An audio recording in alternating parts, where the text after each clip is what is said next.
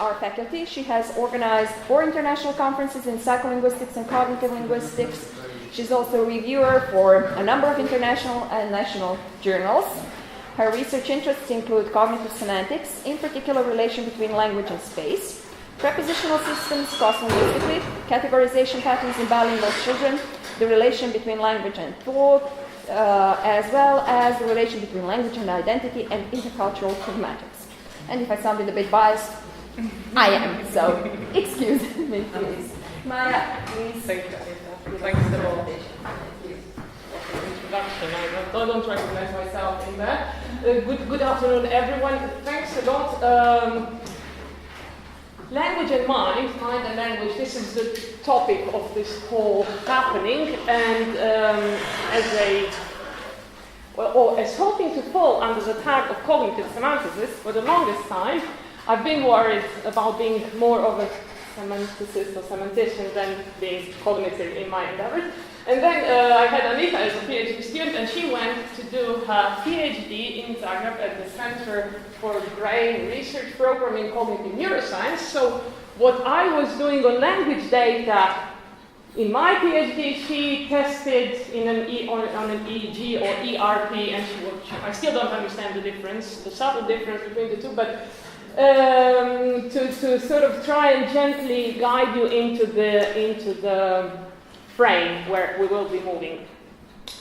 Apart from all the things that you mentioned that I teach, I also teach research methods. And last week my students had a task, and that was what makes a good PowerPoint presentation, academic PowerPoint presentation. And they said, they researched, did all sorts of things, and they came up and told me, not too much theory, not too many things that you can find and read yourself in books, but put a lot of your story. So people like stories, especially in I suppose, what is it today, Thursday afternoon when we're all tired. So I'm beginning with a story about my interests, which will hopefully motivate the very topic, and also a tale about this complicated, inextricable title. So I grew up bilingual, more or less Croatian, Italian, and then I ended up studying and working in a third language. So I frequently find myself in a situation where I have an idea, a concept, I have something, and I need a cloak for, I need a vehicle to send my thought to the people around me, and I sort of find some disbalances. Okay, so when Michaela and Anita asked me to prepare a talk for this conference, I said, language, mind. Okay, and then in Croatian, my thought was nerazdvojivi, sort of inextricable, exactly, inextricable. So I said, okay, I'm going to put language and mind inextricably inextricable, because this is how I felt the title in Croatian.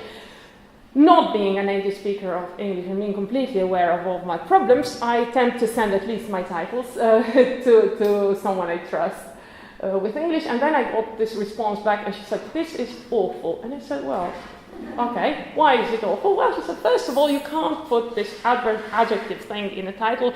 You need a noun. You need to... And I started thinking about whether, to which degree is this content also influenced by the form, the grammatical form, to which degree is the grammatical form real in the taxonomies that we have, because in Croatian, and because I started thinking about it in Croatian, I had a feeling that nouns and verbs were sort of the big bosses, and then you had for nouns you had adjectives, and for adverbs you had adverbum, you had adverbs.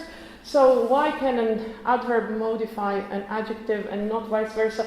So to cut the long introduction short, is that I believe that we might gain new insights into many of the problems we're working with in science, and language in particular, if we open our minds on the possibility of exiting not just disciplines, as said, because I think many cognitive linguists, cognitive semanticists are linguists, and there I need to thank Eva Dambrovska for her really nice and nicely written 2016 paper about the 7 sins, where this idea of not having enough commitment to the cognitive commitment is indeed one of the problems, but maybe even some things that we feel we are completely in charge of, like some taxonomies in grammar, might be worth, I'm not going to say redefining and re-examining, but maybe reading in a new light. Maybe a 6 is also a 9 and not just a 6. Okay, so the next 45 minutes or less, I'm going to try to cut it short, introducing cognitive linguistics, which I have started doing, and why focusing on the relation between language and mind. Briefly, methods, goals, and challenges, 1.5 slides altogether.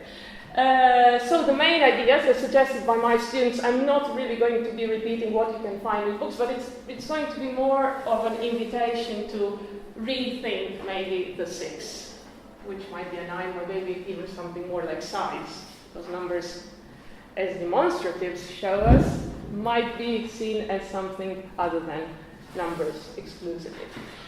Okay, so this is the big picture. Then I will try and zoom in the lens very briefly. My story, something that has been interesting me and a couple of people here who caught the bug, Michaela, partly Anita, and some colleagues, demonstratives.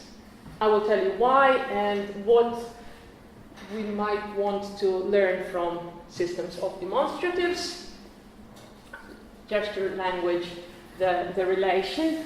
And in the conclusive part, I'll try go back to the big picture and just see, in view of what can be done, of what I personally am doing, and I like to call it cognitive semantics, whether the introductory tasks are actually living up to the goal, and if they are not, why aren't they, and how could we improve this? So it's combining a bit the general with the particular, which is also, it's a decision I made because of the type of audience. So if at any point I'm too boring, just show me a sign and I'll speed up, likewise if something is not clear. Okay, I'll try and stay for you. So, what is language? Very basic question, very banal, it might appear, but I have one possible working view on this question that I work with, and then this morning, as I was listening to Professor Dombrovska's talk, she said language is a complex cognitive skill, which is a really nice definition. Then I have language is a structured system of interconnected signs, Mr. Ferdinand de Saussure. Then I have language is an expression of emotions, Rousseau. Then I have language is an expression of logical thought, Kant.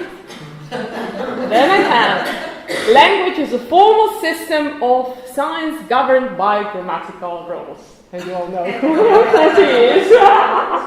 Okay, so I think depending on the answer that we would like to work with respect to this question, we might understand a lot about our perspective and where we are, not in terms of getting to know ourselves, but in terms of getting to know where we are not currently and where we might want to go and have a peek into gain new insights, information which might complement our own picture in the hope of getting closer to finding sense in madness, in the madness of language and language systems.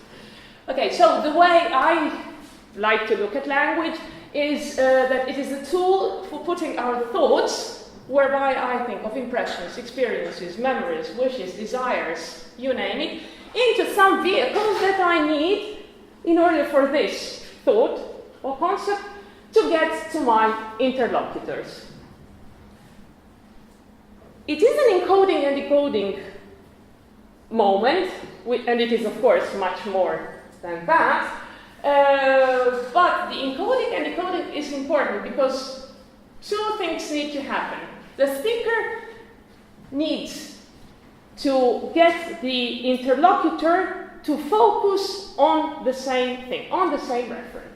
When we are in a situation where the shared universe of discourse can be achieved within the shared space, we can simply, I could tell you, oh, I really dislike this. It's complicated, I never know whether it works, etc. Okay? But if I had a problem with the pointer, Okay, and I was talking about this to my grandma. I would need to say, oh, I had a problem with a point. Okay, I would need to use a word or a drawing or something. I cannot refer to something that is spatially or temporally dislocated with a gesture.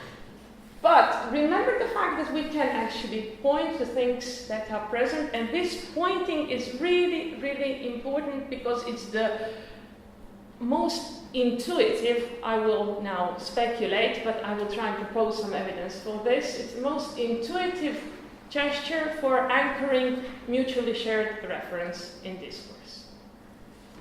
Okay. So, both encoding and decoding involve conceptualization. Conceptualization is the process of forming concepts or fundamental building blocks of human thought, which is a working definition. I would like to know more what lies behind this. Anita has shown me something on the ERP line, but I would still like to know more. And it's frustrating not to know more, but this is at least the area where we're moving. So, when is communication successful? When is language successful? Well, when it is sufficiently similar in terms of being shared. We are not identical in our concepts, but our concepts are sufficiently similar. Sort of Davidsonian principle of charity. And indeed, the word communication comes from the Latin to share, and it is the activity of conveying information by means of a shared system. Now, of course, it's not only humans that communicate. In biology, there is communication through the visual system, auditory, biochemical, right? Pheromones, ants communicate, viruses. I like to give an essay in my Introduction to Linguistics course in the first year, and the question is, do animals talk? Okay, so usually the conclusion tends to be, well, depending on how we define talking. Talking is communicating, then yes, because viruses communicate. They get into an organism, transfer DNA information, and we get ill. But if it's language, then no. Why language? Well, I was just thinking about this today, also in view of some of the things that I heard here, is that, you know, a lot of communication can be established sort of indexically, by contiguity, just simply by contact. And in biology, okay, these pheromones, biochemical, you need to have some sort of contact. In language, it is enough to focus the interlocutor's attention in order to refer. And this can be done relative to things that are spatially and temporally dislocated, which I think is a really, really interesting thing, which might tell us more about this instinct of language.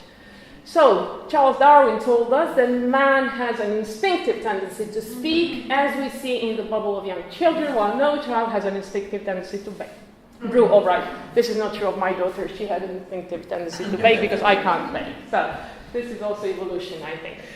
Steven Pinker he likes to quote this, and he likes to talk about this instinct. Why I put this quote here is that the pointing gesture is, I believe, an instinct. It is an instinctive gesture, and it might actually be an instinct towards language. So let us consider. I'm going to give you a few words, and I would just like you to conceptualize, to build meanings.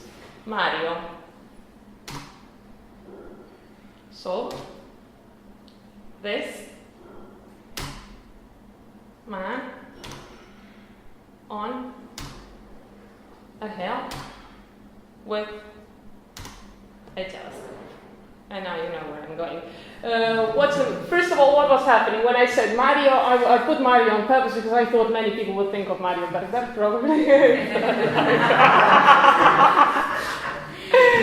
yeah. Okay, so we build meanings, and then we have finally a structure, and we feel safe because, great, we have an image. Okay, there is the window, I see something out of the window. I have my sentence, I know what it means.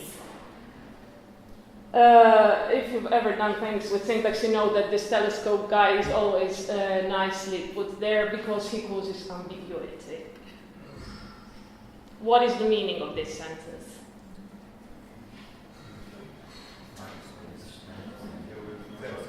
Mario saw this man on a hill with a telescope. Who is where? Okay, so one reading is that there is a man on a hill and Mario is watching him with his own. Mario is using the telescope. The other one is that there is a man on a hill whom Mario is seeing and he has the telescope, not Mario. And then there is a man and he's on a hill and the hill has the telescope, so neither of the two of them. And then I found some other ones, but I was simply unable to construe, to tell you the truth, the image, so I let go. No, I included one. Mario is on a hill, and Mario saw a man using a telescope, etc. There were other possible readings. You get, so there is some ambiguity in language as well. Visiting professors can be boring. When you visit them, not when you are one. Ingrid liked to paint his models in the nude. Okay, maybe it was very hot. But, that's language. What about our own eyes? Stuff that we have got in front of us, that we can see. We trust that. So what do we see here? We see a normal street painted by this 3D genius called Edgar Müller. Okay? And he calls it, of course, the waterfall. I was really impressed. And you can, on YouTube, you have a little movie how he does it. The Rubens vase, we all know, is face of vase. Also Costa, coffee, nicely engaged, another 3D street artist called Manfred Steder to do, and this is what it has Costa on the other side, but I didn't want to publicize. Okay, so an illusion. Now, we know these are illusions, but we can't help ourselves escaping the effect. So knowledge is, or awareness of possible combinations does not help us completely control the impression, the understanding. So the Gestalt principle behind. So conceptualization is a result of, or conceptualization is a result of something that is filtered through perception, and perception can lead us in wrong ways. So the question of assemblage of knowledge is really important. Depending on our cognitive ability to direct our attention, different aspects of the knowledge frame are highlighted, resulting in different conceptualizations. Now the big question is, which elements and which mechanisms are used to assemble these mechanisms? Universal elements, hopefully. There is something. When we do cognitive linguistics, we want to find something that is shared between language and other subsystems of human cognition, both in terms of Lego blocks, as well as in terms of how we can assemble these Lego blocks, to put it in a really simplistic way. And again, we can't do that, as I said, unless we have insights from linguistic psychology, cognitive sciences, but I would like to add anthropology and IT and many other disciplines. There are many challenges because this is unstable and dependent on how we conceptualize linguistic input, not just language but also sight. And again, in this unstable, in this madness, what is shared? Because we can build sense only on the shared. What we share, experience is always shared, including the experience of being bodily beings. I have a slide on embodiment, and I think I'll just skip it, but this is embodiment. We are constrained, or the hypothesis is that we are constrained in terms of both our Lego blocks and how we can put them together. The categories of knowledge stem from our being bodily beings standing upright. So up is this up? I like to ask my students, and they're like, well, this is no up, not up. And then when I go down, they said, of course that's up. And I said, I didn't move my hand at all. So building categories is very much dependent on really understanding a whole lot of variables and finding what are the universal elements in these, or underlying these variables. Okay, I've said this and I've said this. Understanding language as a human instinct and means looking for universality across variation, finding the shared. And here I'd like to, again, go back to what I said at the beginning. Finding the shared amongst species, societies, cultures, languages, oh, that's much better, many of us do cross-linguistic. Speakers, I was thinking I didn't put speakers, but individual variation, what is shared amongst speakers. Groups of words, syntax. This is where most of us like to locate ourselves. We are safe in our havens. Oh, I'm a semanticist, you're a syntactician, you're a morphologist, I do phonetics and phonology. Okay, but language is this one huge phenomenon that I think exceeds single taxonomies. So I told you this because I'm sort of running out of time. We need to find the shared, we said, between language and the human mind. Study the relation. How can we do that? What are some methods that cognitive linguists use? Well, we like introspection, like it's an instinct, so this is how we feel about meaning, about meanings, correct and incorrect sentences, etc. Introspection. My story again comes, but I should cut it short. There was a moment in my PhD life when I was talking to my mentor and I said, I just thought of that. And he said, that is absolutely very British gentleman who has a fantastic overview of science. He said, that's a fantastic idea. Where did you get it from? And he said, that's mine. I was so. He said, that's not a valid scholarly method. So you should go back and read books. And so I abandoned the idea. And then 5 years after, we met at a conference, and he had a paper published by someone in Asia. It was about locution, elocution, and perlocution, Austrian speech acts. He said, I believe you wanted to argue something along the lines of this gentleman. You should be friends. And I thought that was so sweet because it came there, but it taught me humility. It taught me humility. However, there are moments when we simply have to trust introspection as a valid method because, unfortunately, we don't have much. Cross-linguistic data, multimodality. Checking the cross-modalities, this is something that I'm starting to discover and I find fascinating. So cross-species, like gestures, analysis of corpora, building models, neuro-linguistic methods, like Anita is doing, all these to find out how a language can be seen as a mirror to the mind or a window to the mind and vice versa, using what we know about the mind or what we can learn about the mind as a pointer to understanding language. Okay, is this little guy communicating? You're happy? I think he is. Yeah, he is trying to sort of focus our attention on something, and that's indeed what communication is all about. He's doing that with a gesture. He's around 2.5, 3, I believe. And this one as well. Scholars who study gesture like to say that they're both communicating. However, there is a crucial difference between the two of them.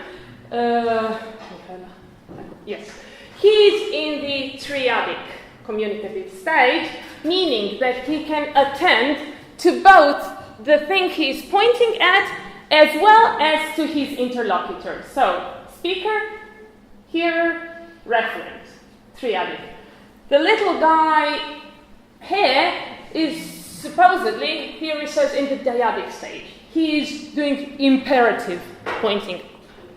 I want that, I like that, I just discovered that, or whatever. He is not checking, he is not able to check, they say, on the interlocutor. Problem is, we cannot point to everywhere, and then I just, by analogy, had the feeling, the need to say every when, always, okay? And this is the well-known difference between exophoric reference, which concerns entities present in the current situation and environment, and endophoric, where we need to refer to entities that are not physically present in the environment, but represented in the mind. Speakers and interlocutors. Exophoric references not necessarily require linguistic communication. Well, endophoric communication relies on language and possibly drives language. Now, the big question is, which I find is quite interesting, is given that this one is simpler than this one, that this is obviously pointing, and this is obviously communication, how much or to which degree can pointing be translated into language, and now in a second we'll see how does pointing translate into language. Can the set of pointing words in language be useful to learn about language as a system, as a phenomenon, or whatever we want to call it? I mentioned this. Okay, so basically this, I need to watch my time. So this is just an image where you see, okay, I'm here and I see this, and this thing stung me, okay? So I hate this animal. I don't, but, okay? But if I go back home and then maybe I have a long-term memory recollection about this event, I need to tell you that I was stung by a bee, or I need to find some way of making you think of that animal if it's not present in the situation. So, if I can't point, I need to use language. The immediate translation of pointing, I've heard that there was a talk on dixes already, at least one that I've heard. Pointing by language. Before we go into dixes, two more quotes which I find quite interesting. Children enter language hands first. Months before they're able to produce words to refer to people, places, and things, they point. Golden Matter 207. And then, 1934, Büller's observation, who sees language as a continuation of the gesture of pointing, i.e. dixes. From this point of view, the importance of dixes in language is clear. On the view that language has a gestural origin, dixes is of prime importance for understanding the evolution of language. Of course, I mean, I present them here because they support the rationale behind the research that we are currently doing. But as I said, I thought that they were worth sharing. So we all know what dictic terms are. One of the definitions is that these are linguistic expressions that are used to indicate elements of the situational discourse context, including the speech participants, location, time of the current speech event, or in simpler terms, as Sotara Krita has it, dixes have been described as verbal pointing or pointing by words. Another little gentleman learning about himself. And this is also very much present in the learning stage child-mother interaction, and I found recently I couldn't resist one from the British court. And what I like about this one, I know someone who at one point taught Russian to the royal family. I asked this person, would this be deemed appropriate that the Duchess of Cambridge is pointing in public? Because in Croatia, we are told when we're children, we say, don't point. You can't point. And then she said, oh, she could be excused. It was sort of a motherly thing. She's teaching about the world, about the language. So I thought that was quite an interesting image. It is embodied. So pointing is embodied, and a lot of these pointing might then be justifiably seen as opening the door for categories that are not just important for language, but they are important for language because they are categories of knowledge underlying language. So, I talked about this. I don't need to go into too many details here, but we will be dealing with pointing as a universal, a pre-linguistic universal of human communication, being aware of the fact that the most direct translation of the pointing gesture is the demonstrative, okay, because if we can't point, I can say, and even when I pointed, I said that animal, okay? And demonstratives are universal. They are found in all languages of the world. They also give rise to personal pronouns, articles, so they are known to have been a very important category for the development of other syntactic classes. And then my question is, well, we're aware of these, but maybe they give rise to more than the pronouns and articles. Because grammaticalization as a process by which grammar is created is frequently seen as a process whereby content words or lexical expressions give rise to grammatical markers. However, there are sporadic or less well-known proposals in the literature which see the grammatical markers as being commonly derived also from spatial deistics and demonstratives. So this is at one point in my life, after 15 years looking at prepositions and prefixes, I thought, gosh, there's another class of tiny, tiny words, and I still don't understand why do I like words that don't seem to have a real, proper, well-established meaning. So I said, let's focus on creation demonstratives, because the system of creation demonstratives is very, very complex. And what I handed to you is an attempt to systematize things that are scattered around the literature. I could not have begun doing that without the help of Mihaela Matešić. I must say she was a hugely or immensely important source of both understanding of the system and then aid for systematizing it. So you are looking at a proposal where we began with the demonstratives used to answer the question relative to objects and persons. Okay, we have objects and persons.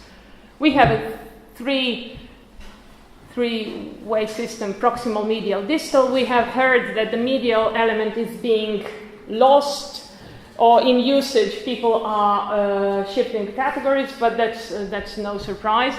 It is present only when we really need to distinguish between the location of the speaker, of the hearer, or neither of the two.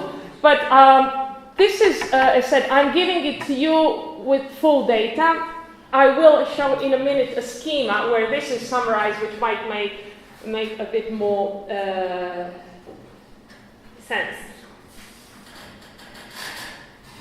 So the who, look at this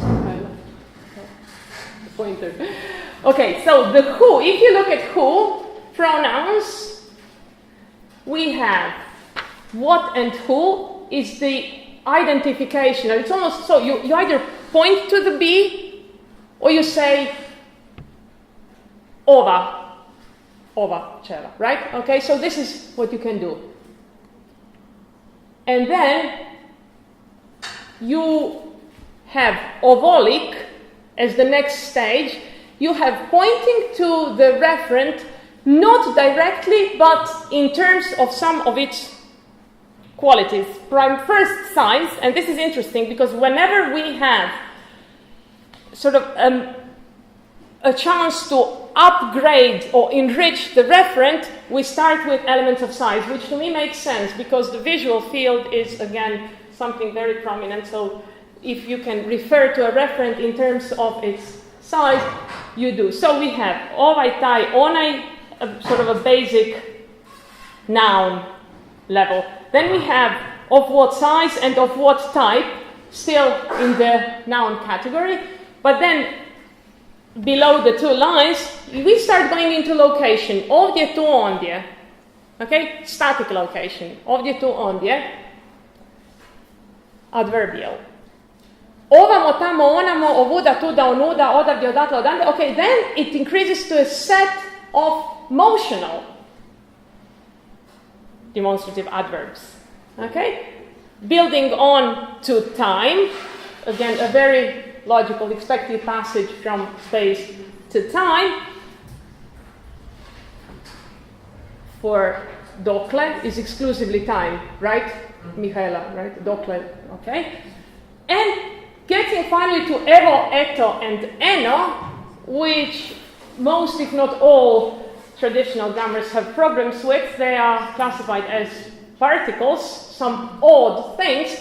But if we look at the table as a continuum, they're frequently called presentatives. And if it's building up the structure of language, we get to the level of discourse. And why I thought this was interesting is that there are proposals in the literature, for example, Spelke 204, Spelke and Kinsler 207, where they say that the basic core knowledge systems are objects, space, actions, numbers, and I had problems with this one, but then I thought, well, maybe we should think of number as quantity, so size is also, in a way, number. And finally, she sees there is a last candidate, and the candidate is, for the core knowledge system, the candidate is a system for reasoning about social partners and social group members.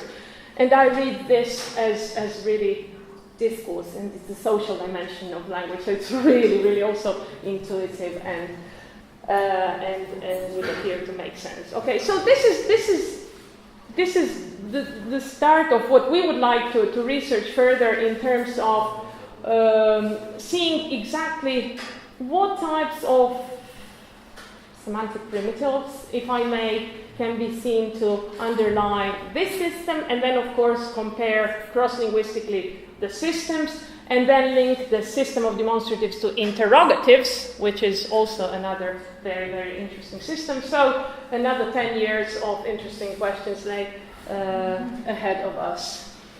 As said in the conclusive part, we will go back to where we started, and it is the questions or the tasks, the tenets of cognitive linguistics, from where we stand. And I like that paper, I reread it in the light of what I'm doing, and I said, oh my gosh, of these 7 I'm guilty of at least 5, but of 2 I'm not. And of these 5 I'm willing. We all are, okay? So excessive reliance on introspective evidence, to a degree, I would say, but the more data we build and the more cross-model things, I think other species can help us in a way, and children can help us because their instincts, okay, can help us, so we don't have to rely on our own. Paying only lip service to the cognitive commitment, yes, problematic, but again, I think if we this is another tale I wanted to share. I met an anthropologist recently, and she was telling me about how she likes Krapina, because in Krapina at the museum she found this really, really interesting rock, which was really pointed sharp, and she said, you know, there is a misunderstanding in archaeology and anthropology that fire was a turning point, and the increase in the human brain was determined by the very appearance of fire. And she said it's absolutely not the case. The case is that this pointed rock, and she said something along the lines, I read it as a structuralist rock, she said enabled people and made them think of all the different possibilities, because it became a really, really, really powerful tool. So she said not enough importance is attributed to a... So just a little conversation with someone from a completely different perspective. This is structuralism, in a way. Doing different possibilities. You have one rock and one tool, what can you carve out of it? Okay, I thought that was really interesting. So cognitive commitment is, okay, the brain, but also many, many other disciplines. Too much focus on hypothesis formulation and not enough hypothesis testing, agreed, but we can build many, many hypotheses out of this, I think, list, and spend, as said, if we get the project, Michaela, we'll test them all. Okay, ignoring individual differences. This one, I must say, I understand. I would need to think about how to, because I very much like the universal, when something is shared, but it is indeed as Benedict said this morning, it's the particular that is, maybe I'm still not brave enough to look into the particular, but it will come, time will come, okay, it's also, there is a lot of work on gestures and culture-specific gesturing systems, so people who like particularities can also find a lot of interesting things there. Neglecting the social aspects of language, okay, I don't think I would want to do that, or we would want to do that here. And assuming that we can deduce mental representations from patterns of use, very, very dangerous, yeah. And probably have, I don't know how to go about this one with respect to, we would need to think, but okay, and equating distribution with meaning. So, in the future, we want to do more empirical work, we want to rely less on introspection and do more hypothesis testing, interrogatives as I put there. I'm promising to broaden the interdisciplinary arena beyond psychology, neuroscience, language acquisition, and language impairment, for example, anthropology, philosophy, for example, Peter Gardenford, who I've done work on this together with and who would be a member of our team, is a philosopher turned cognitive philosopher turned I want to abandon philosophy because that boring language is really fascinating, and I thought this was really nice. Yeah, I mentioned this. I wanted to make sure I tell you about this rock. This is why it's here. More focus on social dimension of language, some new disciplines and new methodologies, and new taxonomies, as I said. And I keep having problems with adverbs and adjectives being treated as modifiers of the two big bosses. I think there is something more to adverbs, but I dare not say Brannigan because that's not my world. Okay, help from IT, new models, none of these on its own, all of these, and new ones in synergy. So I think more interaction. We were just talking, Anita and I, and a lady from psychology came, and because I said, don't they have an eye tracking device in psychology? And she heard it, she said, yes, but nobody can use it. No. So we have, but even departments that the faculty should collaborate more. And thank you very much. And nothing more practical. Okay. Thanks a lot.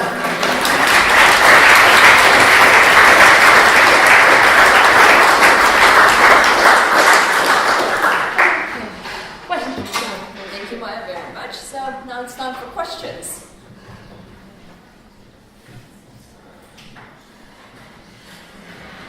Could you explain a bit about the structuralist rock again? Okay, she said, okay, first they had two rocks and they were both very round and, maybe they were praying and then, you can have a spark and you can have fire, etc. But she said it is not until one rock was found that is really, really sharply pointed that you have a tool that allows you to do very refined things with the other rock, very detailed carvings. So you can have a cup, or you can have, another cup and mug. This is the semanticist in me saying. You can do holes around. She said you really need to build structural or plan architecturally your rock almost. This is what she said. So it's this carved tool. It's almost like, I suppose, if you're painting, the difference between painting with the roll and painting with a fine brush. Maybe, to a degree. This is what at least this is how I understood it. But that was more complex artifacts. Exactly. But the fact that this one was so sharp that it allowed, because if you have two really rounded ones, you don't even have the idea of carving out something. But the moment you have a tool that allows you to carve, you understand carving. And the moment you understand carving, this leads you, and it's a sort of probably a very interactionist thing. The more you carve, the more refined tools you need. And she said this is really the moment that defines the increase in the human brain. So she said there was really a jump at the moment. And she said one of the best exemplars of this rock was in Krapinat, if I understood her correctly. I thought that was really... So the argument with fire is that not so much that fire was so important. Fire, this is not my idea. But the idea is that fire made it possible to cook meat, which made it possible to eat more varied diet. Absolutely. And because the brain is so... She was not saying that fire was unimportant. Yeah. Totally on the contrary, but... fire made possible what was it more distal cause? Yeah, but you have fire, you can cook, your food can be preserved for longer, so you can walk further and you can find this rock. Because if you're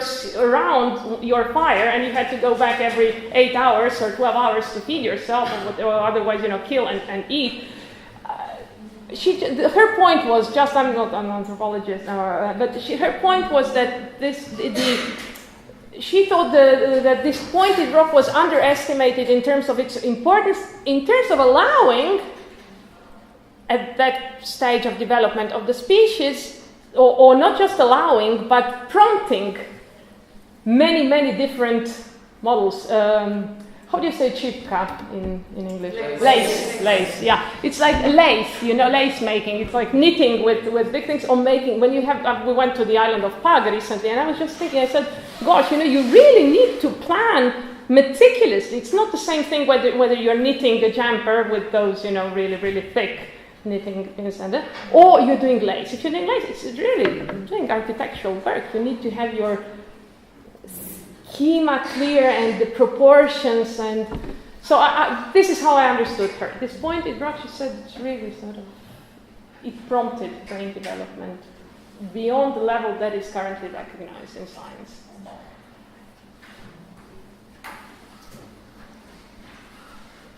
Anita, I think you were first. So. Okay, I just wanted to ask you whether when you spoke with Colin Meadow and how she said that children she's working a lot with sign languages. So my question would be, have you been thinking about connected somehow in our cognitive system that what she says as the first input, we come and we first point, and then Fernando Ferreira's good enough system that we have in language in terms that we try to go easy back and then go to more complex things. In terms that even once when we acquire language, all these three would be somehow interacting in parallel and we use whatever we need.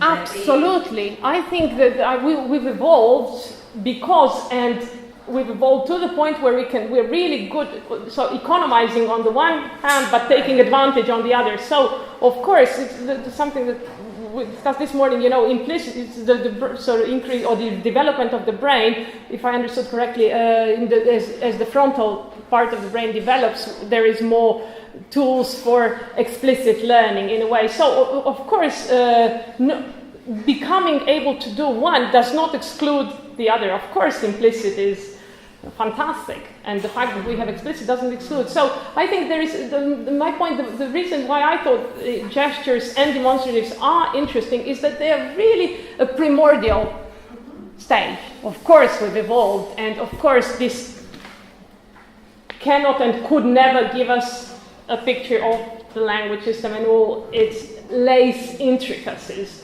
But it is maybe the idea of knitting in the primordial elements. And then, of course, each of these elements has developed. And of course, they have developed differently in different cultures. And different individuals develop them. So all the immense variation, but sort of the instinct, the core might be, if not somewhere around there, linked to that in some way or another. This is all I'm sort of thinking.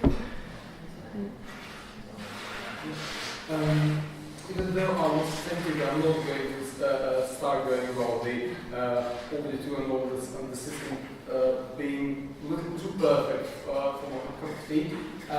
It's the norm, and I've heard you, and the use changes it and the distal elements, but there is a very... Yeah, but I didn't mean just about the disappearance of the something that was already there 100 years ago, and this is the overlapping of blah blah. So that's why it's complicated. I just want to say I'm absolutely fascinated by what this sharpened stone that you have been honestly that you mentioned, because first of all it does give a clear idea of this interdisciplinary approach that is absolutely necessary. It's crucial for cognitive sciences and such. And secondly, it's kind of also gives a great idea of how cognitive, of the cognitive perspective on language. Because what you said is, okay, it's structuralism, yes, but at the same time, as these sharpened stones, they're called in archaeology Herculean hand axes. There's a great TED talk about it. I can't remember the speaker's name anymore, but I recommend it. And his idea was that, amongst other things, the reason why we have so many of these hand axes found by archaeologists is that at one point they became not anymore a tool, just a tool which you could use to either butcher animals or make work on leather or whatever, but it became sort of a symbol of the abilities that someone who can produce such a finely, such intricately labeled handouts to their abilities and prowess, and it became sort of symbols of sexual selection, just like peacock's tail. Okay. So this is fascinating. At the same time, we have this as a really tool which was used to do things, but immediately it became larger than that. It became a symbol, and it became something. The hypothesis behind this researcher's idea was that it's found too often, and very often it's found in an impeccable state. So it can't have been used for as a tool, because then it wouldn't look like looking at it worked out. Okay.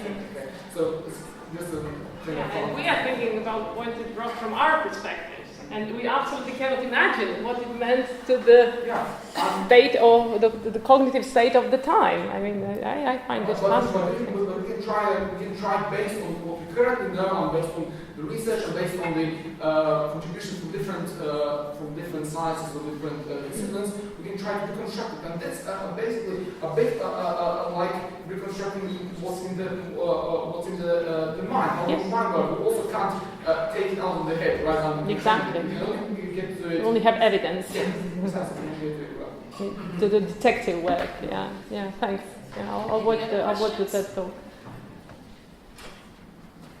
I went to a talk by Paul Kay quite a few years ago, okay. where essentially what he did, it wasn't a very linguistic talk, essentially what he did was present a classification of pointing gestures. It seemed to me to be a really comprehensive sort of typology, but it was probably based on his own sort of cultural background, and it's conceivable that Thanks a lot. I was just wondering. So, I mean, the system as you presented it, regardless of whether it's too perfect or not, it is complex. It's too complex. Yeah, I think you had in mind. The speakers tend not to use all the elements of the system all the time, and it was very interesting when you said, I'm sorry if I interrupted, but you said it is used in rural areas. And I thought, you said because there are no landmarks, I think there are landmarks, but I think in rural areas, we tend to talk more closely, so our shared universe of discourse is there is almost no sense to say that there is a big sort of odje to tamo, okay, it's so close, but if we are, I don't know, watching some animals, and I need to tell you that the animal is close to you, not close to me, then I really need to rely on the medial. Maybe. So because we cover more territory in rural areas. Yeah, we need, so it's an important reference point because we're not sort of face to face all the time, maybe. Sorry.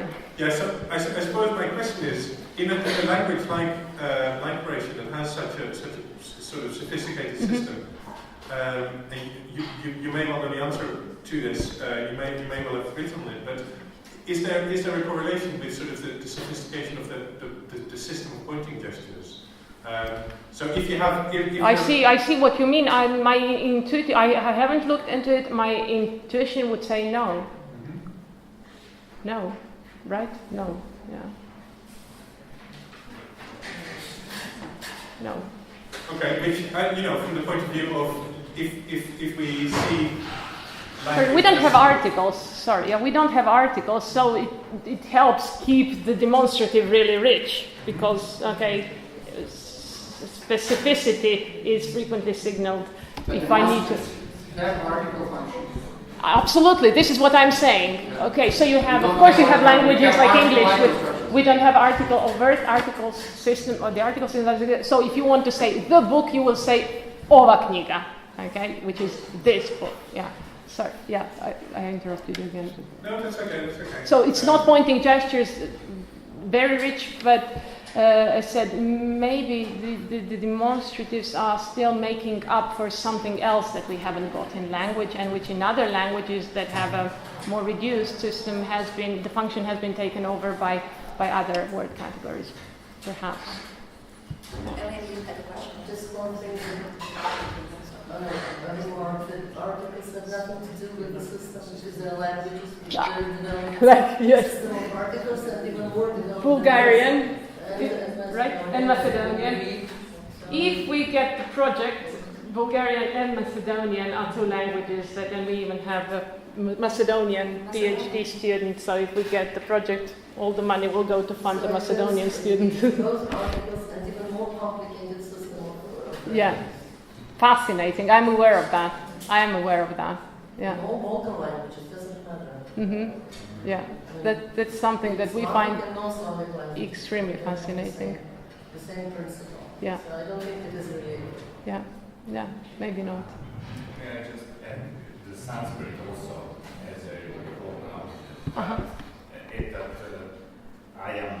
it's the same kind of structure, similar. So you should actually go into Indo-European paradigm and you will find a similar kind of structure.